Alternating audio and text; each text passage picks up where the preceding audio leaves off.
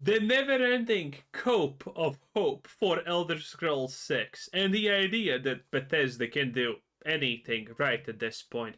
Personally, I would not even trust Bethesda to flush the toilet properly at this point. An Eternal Night, an elusive number 6. Sure, it's been 14 years since our last mainline Elder Scrolls title, but remember, the real treasure were the skeevers we've killed along the way.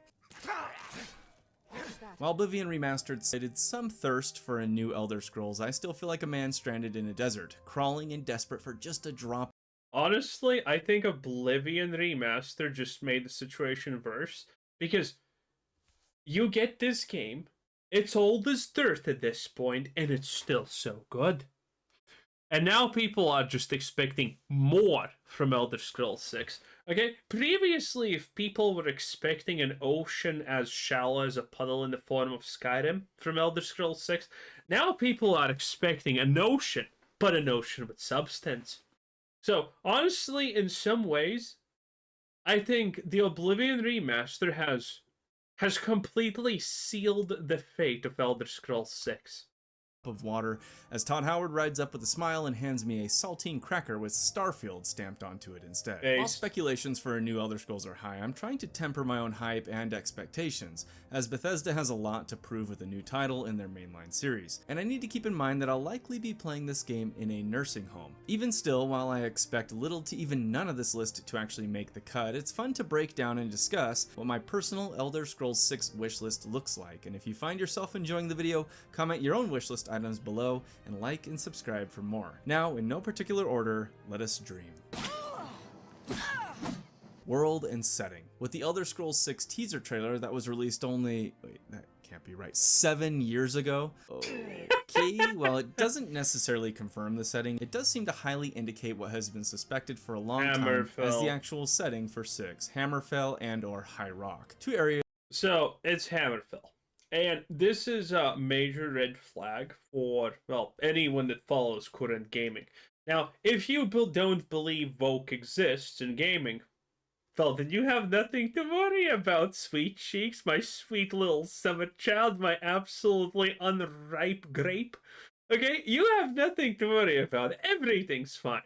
But if you live in the land of reality and reason, you know what this means. They only went to Hammerfell because this justifies making pretty much every NPC black. That's it. That's it. Because if you're... The woke people don't understand this. The typical woke idiot is going to now scream, oh, having black people is not woke. Yeah, yes, technically you're right. Having that as a reasonable thing that should exist is not. But picking your setting exclusively so you can sell woke storylines and have all the characters black as an excuse is woke. Okay? There's a huge difference. Yes, being non-white is not woke, but picking something specifically because it's gonna allow you to make everything non-white is very much woke. And people don't understand this. And this is the big thing about Hammerfall. This is why people do not expect a lot from this game. Because, again, there's no reason to pick Hammerfall over, well, anything, honestly, else at this point. Outside of Elder Scrolls Online that we really haven't seen other than mentions of since Daggerfall or the legendary Elder Scrolls Adventures Redguard. While the size and scale of Tamriel has shifted throughout the series, we shouldn't feel beholden to any canon as far as the actual land masses of the provinces go. I think ideally we would see both, or large swaths of both provinces in the Elder Scrolls 6. Providing the opportunity for vastly different biomes, creatures, enemies, cultures, and architecture within the same game. And seeing as how it... By the way, this was the worst teaser I have ever seen in my life, because you see a giant, but make no mistake, this is giant, by the way. You see this? You see this right there? That's a fucking tree right there. That is a full-grown tree. Yeah. This area is a giant amount of nothing. This is a castle right here or something. This area is just empty nothing. This was probably one of the worst things they could have actually, preluded with. At this rate, we'll be due another Elder Scrolls after 6 by 2080. I'd love to see both provinces realized at some point in a modern entry. But honestly, Hammerfell in and of itself could provide a rich and vibrant setting, completely juxtaposed to the snowy peaks and tundras of Skyrim. While the Alakir Desert is probably Hammerfell's best known area, in canon, the entire province is an extremely dense, diverse region with tropical jungles, large grasslands, swamps, arid deserts, and heavily wooded mountain ranges, so I wouldn't necessarily be concerned with diverse areas, even if the game took place entirely within Hammerfell. However, the reason I want to include High Rock, in addition to just wanting to see more of the warring nobility and fractured rulers of the Bretons, is primarily for Iliac Bay and what that could mean for brand new gameplay systems, namely seafaring and ships. Yeah, basically the setting could be Daggerfall too. The ability to hire, pilot, crew, or even purchase your own ship and sail the bay battling pirates with great— Yeah, I have no idea why people are talking about the ship mechanic. If this is gonna be a new mechanic, this is just gonna be like a mix of Starfield and Fallout. Of these mechanics, spaceships plus settlement building or something like that. Do you fucking want that? This sounds like the shittiest Radiant quests ever. Greater underwater exploration and discovery could be the massive innovation a decades-old series like Elder Scrolls could use. And that sounds absolutely horrible in my opinion. There's a lot of games that have tried tackling water combat. Most notably, Guild Wars 2. Yes, Guild Wars 2 had a notable water combat thing at the start. You had your separate weapon for water combat and blah blah blah. And they gave up on it because people fucking hated water combat. It is what it is. They literally have it in the game. No one even knows that it's there because no one wants to go into the water because water combat is janky and awkward. So no one wants to explore underwater. If Bethesda actually does that, and it's not gonna be like an Easter egg thing, no. the bugs associated with ship-to-ship boarding in combat would be legendary in and of themselves. This of course necessitates a vast overhaul to water dynamics and physics and many other systems, but the idea of being able to pilot or even customize your own ship as seen in Starfield, even in place of a homestead type of system, could be incredibly cool if done well. That's a really large if.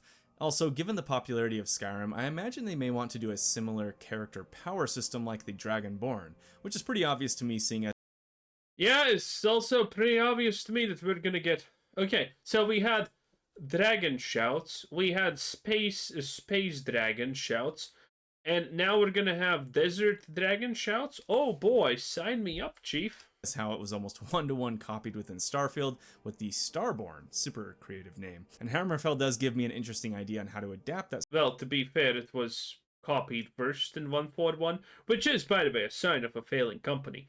One of the best signs that a company is going completely fucking, legs up, is the sign that they take something old, they copy it, and the copy somehow is worse than what you have previously. Which is, by the way, what you had with Starfield. The dragon shouts, boring, lame, stupid, and just ass in general. The inventory systems, worse than what we had in any other game. Fallout 76 has a better inventory management system than Starfield. Itemization, the worst that we have had, even though it's technically a copy-paste of what we had previously.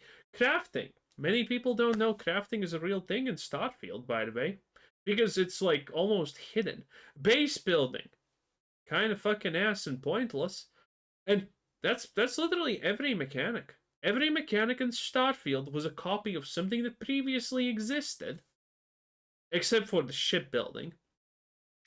And it was done worse than previously. That's it. That's how you know your game is failing. That's how you know a company is failing.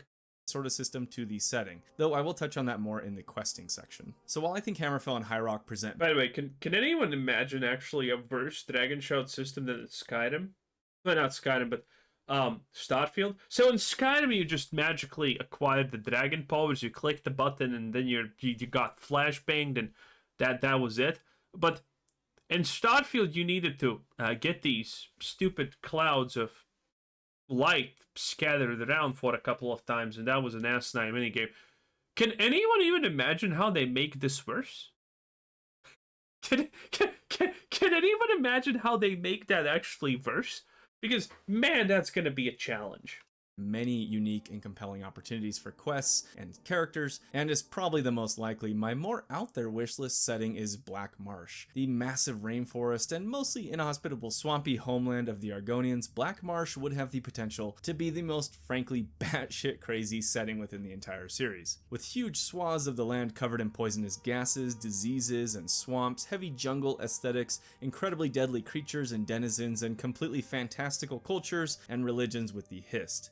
Oh, hell no. We know that Bethesda cannot make any RPG mechanics like, thirst, hunger, or diseases. Remember, by the way, this is what Todd Howard said with Starfield. So, we added these things like overheating, cold, and these types of things like hungry and shit. And well, we understood that if these things are impactful, it ruins the gaming experience. So we just made them exist, but they're useless. Todd Howard can't even.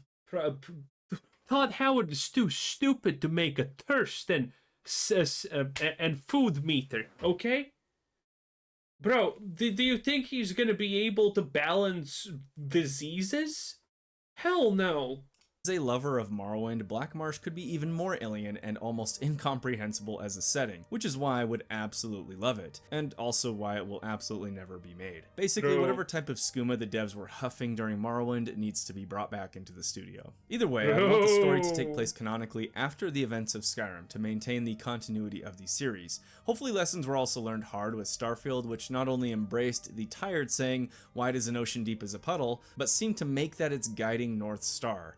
Field in its design. Denser regions, richer areas, cities, and towns, rather than just massive scale, would be hugely appreciated, and leads me to think that a combined Hammerfell and High Rock would likely be biting off more than Bethesda can chew. Really, regardless of the setting, I just want to see a return of much more fantastical architecture, creatures, cultures, and traditions. While the series has always had a very high fantasy approach to its design, feeling like a stranger in a strange not happening. Land to the extent of Morrowind again would be incredible. Role-playing and character. While I love the Elder Scrolls, obviously, where the more modern entries, and I say modern including Oblivion, which is almost 20 years old, succeed for me is in their world design, interactivity, and breadth of options and freedom, but can falter in some deeper, dare I say, crunchier RPG mechanics. While over the years the sentiment that Skyrim fails as an RPG is common, I must disagree somewhat. Skyrim offers a freedom. Nope. I don't remember anything even remotely close to an RPG decision in Skyrim. Of gameplay and world interaction that I honestly don't think is realized with any other. No, seriously, were there any roleplay decisions in Skyrim? There was no proactive decision that you could make. There was kind of like, okay, I wanna join the Thieves Guild. I wanna join Winterhold. But other than that, I mean, there was no real roleplay. It was just fetch quests. Game. You can embrace your dragonbornness, you can take your place as leader of a guild, you can ignore it all and take up a quiet life blacksmithing in a small town. Just ignore the odd vampire or dragon attack. You can just go run off into the woods as a naked primal hunter. You can build a house, start a family, spend your days reading dozens of books by the fire. Fundamentally, you can take the role of anything, playing however you want, and experiencing character growth and development throughout, even if it's fairly shallow. I think what is generally meant. I mean, the shallowness part is the killer, okay? Because the real life equivalent of that would be just go fucking play in the mud. Which still sounds kind of based and awesome, not gonna lie. But, in a bad sense in this case, right? The fact that you can do all of these things in Skyrim, well, congratulations, you can also do that in Minecraft. But no one's calling Minecraft a role-playing game. Yeah, you can break the game and do roleplay stuff anywhere. You can make Diablo 2 in a role-playing game if you feel fucking like it. But the game, Skyrim in general, is supposed to be a role-play game, but it's not. That's the problem. by it lacking deep RPG mechanics is regarding choice and consequence, which is fair enough, as many factions, questlines, and story beats either can't be changed or impacted by your actions, or have only the barest of changes outside of a few rare instances. And there's also no limit on what you can be, or join, or do. You can just kind of do anything at any point. Where the discussion really lies is defining what an RPG actually is, as it's such a broadly applied term in gaming that can apply from things like Final Fantasy to Cyberpunk to Elden Ring, which are almost incomparable games other than your character levels up and there are stats. It's not a discussion I want to get into in this video, but while the Elder Scrolls series has slowly sacrificed more traditional D&D inspired stat crunching and options for accessibility and mainstream appeal, it hasn't all been bad in my humble opinion. Okay, I'll admit, Well, yeah, it hasn't all been bad. There are people who... Hello? Camera? Please. It hasn't all been bad, you know. Getting rid of the most esoteric roleplay thing is fine in my opinion, but you know, making everything streamlined and you know, zero IQ friendly is not a win in my book. And Skyrim definitely yearns in that direction too much. Skyrim did oversimplify way too much in regards to RPG elements, namely streamlining and removing attributes and classes. However, at the same time, it also introduced perk trees and even new dedicated skill types. Perk trees are fine. I feel that this is a common misconception a lot of people have because they haven't actually thought about this. Removing stats and classes is not a good thing because you're not replacing them with this. You could easily still have stats and classes and still have the perk system. That is a lot better than just picking one or the other. The idea that you need to remove something to add something new is, I personally think it's... The fuck is with this camera? The fact that you need to remove something old to add something new is a complete farce in my opinion. Yeah, sure, you can get to the World of Warcraft level where you're actually kind of forced to remove old things because there's just too much new things in general, but Elder Scrolls is definitely not at that point. They can still... Listen, Skyrim would have been such a more enjoyable game if it had classes, stat points, and the perk system. And 2 more systems on top. If it had that, it would be so much more awesome in my opinion. Wouldn't you agree? Do you want just this or this and more? I want this and more. Like smithing and pickpocketing. However, I'd love to see Elder Scrolls 6 return to a deeper and more traditional level of characterization and building. What gives me some hope here is Starfield, which is a... Oh, no. This is ass. This does nothing. This is stupid. Starfield has no roleplay elements whatsoever. Okay, the biggest roleplay element is that your family exists. That's it. That's all of this, a beast hunter, bouncer, bounty hunter, chef, combat medic, none of these things do anything. They're useless. This is worse than a class. No, this is not good. A sentence that has never been said before. But for all its many faults, I thought the character development and creation was pretty good. Not incredible, but having the... It was useless. This was just sprinkles on a turd. Ability to choose fairly unique and gameplay changing traits with both positives and negatives and a background that could even impact some quests and dialogue options was a start. While I'm not expecting Baldur's Gate 3 level of characterization, taking some inspiration from that, or even to the extent of Okay, this is also a bad thing to say. Why wouldn't you expect Baldur level gate quality? Bethesda's a AAA company.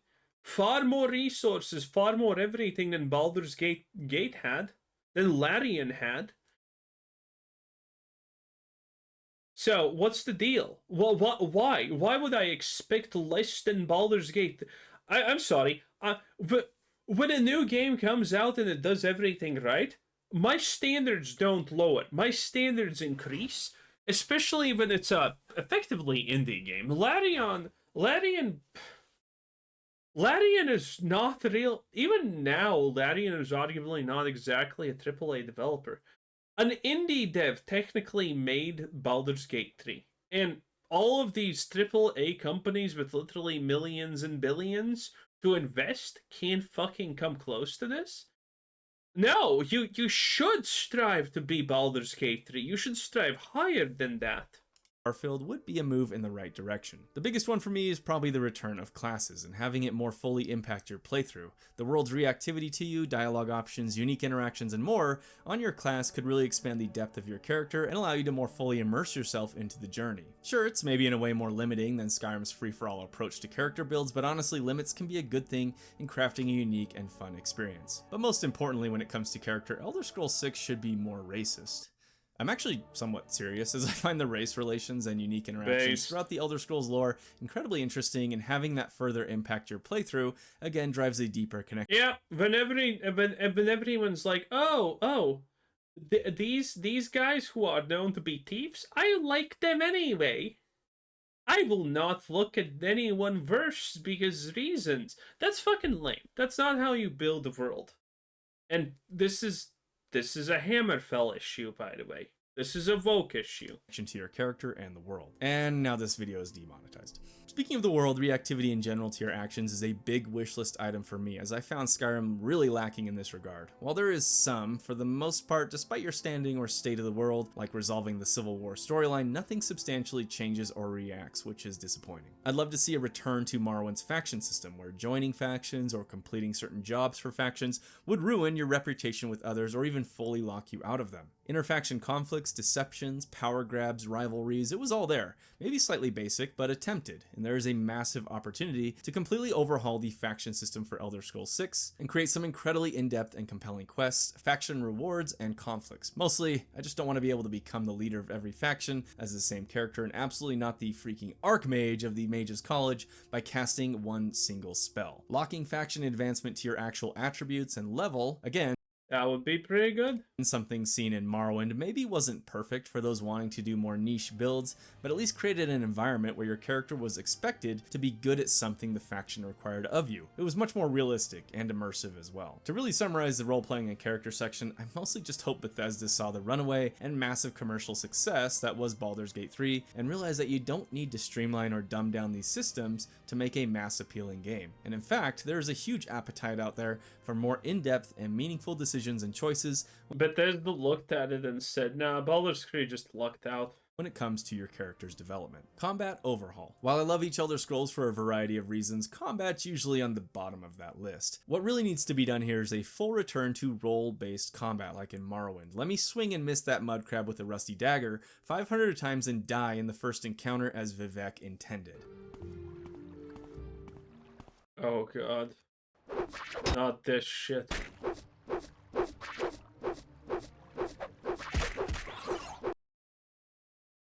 I know the pain. Okay, that was a joke. In fact, the opposite should be the case. Having played my fair share of Vermintide, a full embrace of more visceral, meaty, reactive combat should be expected and hoped for here. I think recent Scrolls likes, such as Tainted Grail and Avowed, have shown hell yeah! what more dynamic combat could look like with dodges, parries, and an increase in martial abilities to unlock and master. It can do a lot for the general feel of first-person sword. Dude, Berserkers are really annoying, I ain't gonna lie. Swinging. Bethesda. They're actually really strong. 30% crit chance and 20% more damage taken for yourself on a back that weighs 0. That's insane. It really doesn't even necessarily need to look outside their own modding community to understand what could be improved here, as combat overhaul mods for Skyrim are very popular and see a vast improvement over the vanilla experience in ways I honestly think could still satisfy a 2035 or whenever it comes out audience. More weapon customization and specialties or masteries could be incredibly cool as well, with your character becoming more experienced and comfortable with your weapons of choice. Spears should also absolutely return, as they remain one of my favorite weapon types and are sorely missed. Tainted Grail has spears Since Morrowind as well. But with Hammerfell being a setting, it could present even more unique types of weapons such as slings, darts, and curved swords, skills, or perks. Dual-wielding unique movesets and abilities, unarmed combat skill trees. So, scimitars, okay? Kamishas and shit. Okay, that's nice. The sky is the limit to make combat. By the way, I'm not gonna lie, curved swords are kinda cool. Okay, give me a krish, even though that's a dagger, but I'm a dagger man. So, You know, that's nice, but we can go further than that. We can have watch sites. We can have cool things. More in-depth and fun within Elder Scrolls 6, and it should feel intuitive, impactful, and brutal, though this has never been Bethesda's strong suit even in their latest games, so I'm not exactly holding my breath on a vast overhaul here. As far as magic goes, while yes, spellcrafting and creation should obviously return with many unique enchantments and spell effects outside I was okay with Skyrim's magic system, honestly. of just Now, I was not okay with the amount of stupid, shitty spells that feel bad. What kind of 5-year-old made this crap, honestly, when it comes to destruction? But still, damage or different damage type. I'd love to see a mix of Skyrim and Oblivion spell system here. I actually really love the dual wielding system of Skyrim where you can have a spell or blade in either hand or both, allowing you to mix and match to your heart's content, but replaying through Oblivion Remastered has really made me appreciate the ability to use a two-handed weapon or sword and shield and still cast various spells. So I think a hybrid system for the best of both worlds would be great here. Retain the ability to have spells or weapons in either hand, or an unequipped spell ready that could be cast. Maybe okay, let's skip immersion and simulation because Bethesda's not doing it, okay? But Bethesda is not making the world react to you. It's just not a thing that's gonna happen. Relax with that, boys. But the writing and quests, I mean, I'm literally have no hopes for this, but hey. writing and quests. Gameplay and immersion is all well and good, but what I've found increasingly critical for me lately in truly enjoying an RPG is the quality of its writing, and I hate to say Bethesda has a lot of work to be done here. I know I keep referencing Starfield, but, well, it's our only Starfield is fucking atrocious. point of reference for And it actually has people defending it. Like the fact that you don't even have a choice to talk about how you don't exactly want to join Constellation. You have literally people, though it's the main quest, of course you have to join it. Yeah, but, I mean, you're stupid. You're just stupid if you think that's the complaint. the studio that's not a decade old, and whoo boy does that game not inspire confidence in its writing and tone. Okay, Hell my yeah. dirty little dark secret is that I actually enjoyed large parts of Starfield. Exploration and writing were awful, but shipbuilding, combat, It was. Combat was also awful. some biomes and Shipbuilding was also awful. areas were fairly Biomes were awful. enjoyable and relaxing to discover for me. And while I think there's maybe a handful, if that, of quests and stories that either made me chuckle or just feel a human emotion of some kind, the rest was frankly embarrassing. Cliche, cookie cutter, cutesy, and clueless, Starfield's writing was, to put it simply and shortly, juvenile. Juvenile in its No. Okay, Juvenile would be good. Juvenile would be good. Starfield's writing was just shit. Shattered Space, House Varun. In the first 3 seconds of finding it, you are already their chosen god warrior, by the way. Not kidding. Most of you don't know the lore, but that's pretty much it. Literally, first 5 minutes, and congratulations, you are the chosen warrior of House Varun, or whatever. And House Varun is, by the way, a bunch of people who tattoo their faces and eyelids for no reason at all, who have no emotions for some reason or lack specific emotions, which none of them lack, by the way. It's not true. They all have these emotions that they claim that they do not possess. Shit writing, by the way. And their customs are, okay, you can fight anyone to the death. There's no punishments, and you get their shit if you kill them. Like, how the hell is this society even supposed to function? Don't know. But yeah, that's kind of it. its tone, attempts at humor or edginess, and just juvenile in its quality. Neon as a concept and location should have just been completely redone, and the NASA punk excitable explorers of many of its main characters and quest lines fell No one even knows what NASA punk means. completely flat. So while just saying Elder Scrolls 6 should have good writing is simplifying it, well, it just should. I want true moral dilemmas. I want a darker, more serious tone and atmosphere. I want decisions to have weight, or even to appear to have weight. In general, I just want the lore, setting, and stories to be taken seriously, and with both gravitas and nuance. It's fine if everything isn't handed to the player up front. Okay, so when you find out what the terrormorph is, and you can bring back the through some kind of genetic mumbo jumbo, you can bring back the natural predator of the terrormorph to keep their population down or kill all the terrormorphs with a disease, which is, by the way, a choice you make in Starfield. By the way, this choice has literally no consequence. If you choose to biologically eradicate the existence of the terrormorph, that impacts nothing. They're still there. They're still on the world. It does nothing. So, but if you choose to reanimate the predator of the terrormorph, keep in mind, terrormorphs Starfield lore-wise are creatures that can literally destroy colonies of thousands of people if there's just a handful of them. Yes, lore accurate, by the way. And you have now the choice to resurrect the predator of these things. Again, a couple of terrormorphs can literally destroy a whole goddamn city with millions of inhabitants. Like, 100 terrormorphs can, lore-wise, technically do that, no problem. Like, they destroy colonies throughout the galaxy. There's nothing that can stop them. Like, they mean business. They're dangerous.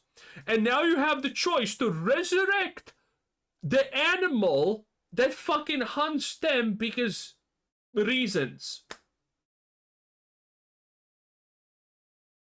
Now, I know you think that fucking sounds insane and stupid, but what if I made that even more insane and stupid? What if I told you that the natural predator of the effectively ultimate killing machine in the Starfield setting got hunted to existence by humans? Without a fight, without any problems, keep in mind. Yes, the ultimate predator of the ultimate predator got hunted out by humans by accident because they were just like fucking cattle to us. How does that make sense? No. What is the actual ultimate predator of the terrormorph? You know, a terrormorph. A thing that can jump on buildings, move on walls, is super fast. Well, the ultimate terrormorph predator is like a giraffe type of thing that moves really slowly and has a long neck and can only pick at you at best. And yeah, I'm not sure how, but that's the ultimate predator of the terrormorph. Yeah, Bethesda is beyond fucking bankrupt when it comes to, well, anything, honestly, at this point. It's an absolute joke. Anyway, that was Rogue Tanks, 10 out of 10. Bye!